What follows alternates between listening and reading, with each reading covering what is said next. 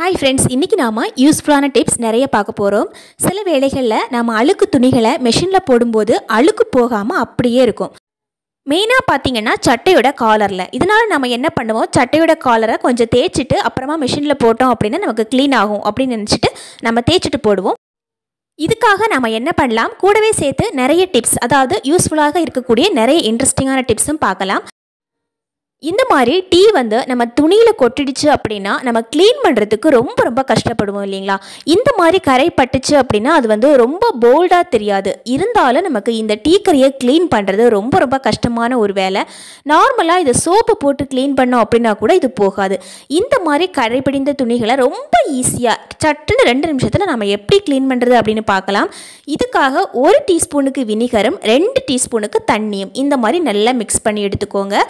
இப்போ நாம் இந்த மாதிரி ஒரு ஸ்ப்ரே பாட்டில் இதை ஊற்றி எடுத்துக்கலாம். சப்போஸ் உங்கள்கிட்ட ஸ்ப்ரே பாட்டில் இல்லை அப்படின்னா நார்மலாக நீங்கள் அப்படியே மிக்ஸ் பண்ணி வச்சுட்டு கூட யூஸ் பண்ணிக்கலாங்க.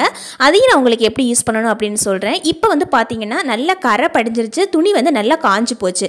இப்போ காஞ்சதுக்கப்புறம் பார்த்தீங்கன்னா நல்லா தெரியுது பாருங்கள். இந்த மாதிரி தான் நமக்கு டீ கரை தெரியும், நமக்கு துணியில் படிஞ்சிருந்தது அப்படின்னா. முதல்ல முக்கியமான டிப்ஸ் என்னென்னா, நம்ம எப்போவுமே இந்த மாதிரி கரைபடிந்த துணிகளை க்ளீன் பண்ணும்போது இந்த மாதிரி கவுத்தி வைக்கணும். அப்போ தான் நமக்கு துணி நல்லா க்ளீன் ஆகும். இப்போ நம்ம கவுத்தி வச்சுட்டோம். கவுத்தி வச்சுட்டு இந்த மாதிரி ஸ்ப்ரே பாட்டில் நம்ம ஃபில் பண்ணி வச்சோம் இல்லைங்களா. இந்த வினிகர் மிக்ஸ் பண்ண தண்ணியை இந்த மாதிரி நல்லா ஸ்ப்ரே பண்ணி கொடுத்துக்கலாம். அந்த பகுதியை நம்ம க்ளீன் பண்ணும்போது அடியில் ஒரு பிளேட்டோ இல்லை தண்ணி அப்சர்வ் பண்ணாத ஒரு இடத்துல வச்சு தான் நம்ம க்ளீன் பண்ணணும். ஏன் அப்படின்னா, நீங்கள் அடியில் கிளாத் வச்சுருந்தீங்கன்னா இந்த அழுக்கு அடியில் இருக்கிற துணியில் அப்படியே படிஞ்சிடும். அதனால் ஒரு பிளேட் வச்சு நான் இப்போ நல்லா ஊறிடுச்சு. ஒரு 5 நிமிஷம் நான் அப்படியே வச்சுட்டேன். இப்போ நம்ம க்ளீன் பண்ண ஆரம்பிச்சிடலாம். இந்த மாதிரி ஒரு பாத்திரத்தில் கொஞ்சம் தண்ணி எடுத்துக்கோங்க. இப்போ நாம அந்த துணியை அந்த தண்ணியில் இந்த மாதிரி கசக்கி எடுத்துக்கலாங்க. கசக்கி எடுத்துட்டு நாம இப்போ யூஸ் பண்ண வேண்டியது என்னென்னா ஷாம்பு. அதாவது நம்ம டைரெக்டாக சோப்பு யூஸ் பண்ணாமல் இந்த மாதிரி நம்ம தலைக்கு யூஸ் பண்ணுற ஷாம்பு, எந்த ஷாம்புவாக இருந்தாலும் சரி, நம்ம கையில் எடுத்துட்டு டைரெக்டாக இதை அப்ளை பண்ணோம் அப்படின்னா இந்த கரை சூப்பராக போகுங்க. ரொம்ப ஈஸியான மெத்தட் இது. நீங்கள் எந்த இடத்துல கரை இருந்ததோ அந்த இடத்துல எல்லாமே இப்போ இந்த மாதிரி தேய்ச்சி கொடுக்கணும். நம்ம ஆல்ரெடி நம்ம வினிகர் மிக்ஸ் பண்ண தண்ணி வச்சு நம்ம ஸ்ப்ரே பண்ணி விட்டதால் அது நல்லா ஊறி போயிருக்கும். இந்த டைமில் நம்ம இந்த மாதிரி கையிலேயே கசக்கி விட்டால் போதுங்க. நம்ம ஸ்க்ரப்பர் எல்லாம் யூஸ் பண்ணணும் அப்படிங்கிற அவசியம் கிடையாது. கையிலேயே இந்த மாதிரி ஒரு 2 நிமிஷம் நல்லா கசக்கி கொடுத்தீங்கன்னா சூப்பராக நமக்கு க்ளீனாகி கிடைக்கும். நீங்களே ரிசல்ட்டை பார்த்து ஆச்சரியப்படுவீங்க. உங்கள் துணிகளில் இந்த மாதிரி எந்த கரையாக இருந்தாலும் சரி, இந்த மாதிரி நீங்கள் ஃபஸ்ட்டு ட்ரை பண்ணுங்கள். ரொம்ப ஈஸியாக போகும் நமக்கு. அது மட்டும் இல்லாமல் துணிகளில் இருக்க கலரும் போகாது. இது ரொம்ப முக்கியம். ஏன் அப்படின்னா, நம்ம கலர் துணிகளை ஏதாவது போட்டு க்ளீன் பண்ணோம் அப்படின்னா அதில் இருக்கிற கலரும் சேர்ந்து ரிமூவ் ஆகிடும். ஆனால் இந்த மாதிரி நீங்கள் கவுத்தி வச்சுட்டு க்ளீன் பண்ணீங்க அப்படின்னா அதில் இருக்கிற கரையும் போகும், அதே சமயத்தில் கலர் போகாது. இப்போ நான் மிக்ஸ் பண்ணி வச்சேன் இல்லைங்களா, அந்த வினிகர் தண்ணி எனக்கு கொஞ்சம் மிச்சம் இருக்குது. அதை நம்ம எப்படி யூஸ் பண்ணுறது அப்படின்னு பார்க்கலாம். இந்த மாதிரி ஒரு பாட்டிலில் நான் வேர்க்கடலை எடுத்து வச்சுருந்தேன். இந்த மாதிரி நம்ம வேர்க்கடலை, பாதாம் பருப்பு இதெல்லாம் வச்சுருக்கும் போது எறும்பு சீக்கிரமாக சாப்பிட ஆரம்பிச்சிடும். இதுக்காக நம்ம என்ன பண்ணலாம் அப்படின்னா, இந்த மாதிரி வினிகர் மிக்ஸ் பண்ண தண்ணியை இந்த மாதிரி ஸ்ப்ரே பண்ணிவிட்டு ஒரு துணியில் தொடச்சி விட்டால் போதுங்க. எறும்பு கிட்ட கூட வராது. கண்டிப்பாக ட்ரை பண்ணி பாருங்கள். இப்படி நம்ம பண்ணுறதால எறும்பும் வராது, எந்த விதமான பூச்சிகளும் வராது. இப்போ பாருங்கள், ஒரு பாத்திரத்தில் கார்ன்ஃப்ளவர் எடுத்துருக்கிறேன். அதாவது 1 டீஸ்பூனுக்கு சோள மாவு எடுத்துருக்கிறேன். இதில் நாம் 1 கிளாஸுக்கு தண்ணி ஊற்றிக்கலாம். தண்ணி ஊற்றி நல்லா மிக்ஸ் பண்ணிவிட்டு இந்த மாதிரி அடுப்பில் வச்சு லைட்டாக ஒரே 1 நிமிஷம் நல்லா காய்ச்சி எடுத்துக்கோங்க. இந்த மாதிரி நல்லா காய்ச்சும் போது லைட்டாக திக்னஸ் இந்த மாதிரி கிடைக்கும். இந்த மாதிரி திக்னஸ் வர வேளையில் நம்ம அடுப்பை ஆஃப் பண்ணிடணும். அடுப்பை ஆஃப் பண்ணிவிட்டு ஒரு 2 கிளாஸுக்கு தண்ணி மறுபடியும் நான் இதில் ஆட் பண்ணுறேன். நார்மலாக நம்ம துணி வாஷ் பண்ணிவிட்டு நம்ம அப்படியே போட்டோம் அப்படின்னா கசங்கி போகிற மாதிரி இருக்கும். அதை நம்ம மறுபடியும் அயன் பண்ண வேண்டியிருக்கும். ஆனால் இந்த மாதிரி நம்ம மிக்ஸ் பண்ணிவிட்டு எந்த துணியை நம்ம அயன் பண்ணணுமோ அந்த துணியை இந்த மாதிரி நம்ம பண்ணி நம்ம காய விட்டோன்னு வச்சுக்கோங்க, அயன் பண்ணுற பிரச்சனையே இருக்காது. இப்போ பாருங்கள், அதில் துணியில் எவ்வளோ தண்ணி வேணுமோ அந்த அளவுக்கு நம்ம கரெக்டாக தண்ணி வச்சு நல்லா மிக்ஸ் பண்ணி கொடுத்து நல்லா இந்த மாதிரி எல்லா இடத்துலையும் படுற மாதிரி நம்ம மிக்ஸ் பண்ணி எடுத்துக்கணும். அளவுக்கு அதிகமான தண்ணியை நம்ம யூஸ் பண்ணோம் அப்படின்னா அதுக்கு ஏற்ற மாதிரி நம்ம கார்ன்ஃப்ளவர் மிக்ஸ் பண்ண வேண்டியிருக்கும். ஸோ ஒரு சட்டைக்கு 1 டீஸ்பூனுக்கு நம்ம கார்ன்ஃப்ளவர் இந்த மாதிரி மிக்ஸ் பண்ணி கொடுத்துட்டு இந்த மாதிரி காய வச்சாவே போதுங்க. சட்டை எப்படி இருக்குன்னு பாருங்கள், ரொம்ப சூப்பராக நமக்கு கிடைக்கும். முக்கியமாக நம்ம சட்டை துவைக்கிறதுக்கு முன்னாடியும் அதை போட்டு கசக்கக்கூடாது. அதே சமயத்தில் நம்ம துவைச்சிட்டும் அதை போட்டு கசக்கி பிழியாமல் நம்ம ஜஸ்ட் அதில் இருக்கிற அழுக்கு எல்லாத்தையும் ரிமூவ் பண்ணிவிட்டு நம்ம இந்த மாதிரி பண்ணாவே போதும். அயன் பண்ணி தான் போடணும் அப்படிங்கிற பிரச்சனையும் நமக்கு இருக்காதுங்க.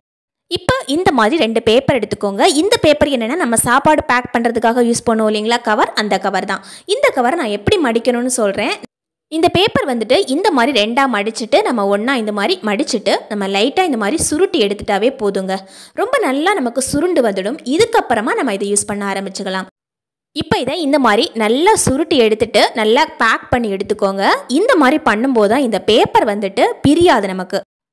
இந்த பேப்பரை நாமளாக பிரித்தா தான் இது பிரியும், மற்றபடி இது பிரியவே பிரியாது. இதை வந்து நம்ம கீழே போட்டால் கூட அந்த ஜம்ப் பண்ணுற மாதிரி இருக்கும் பாருங்கள்.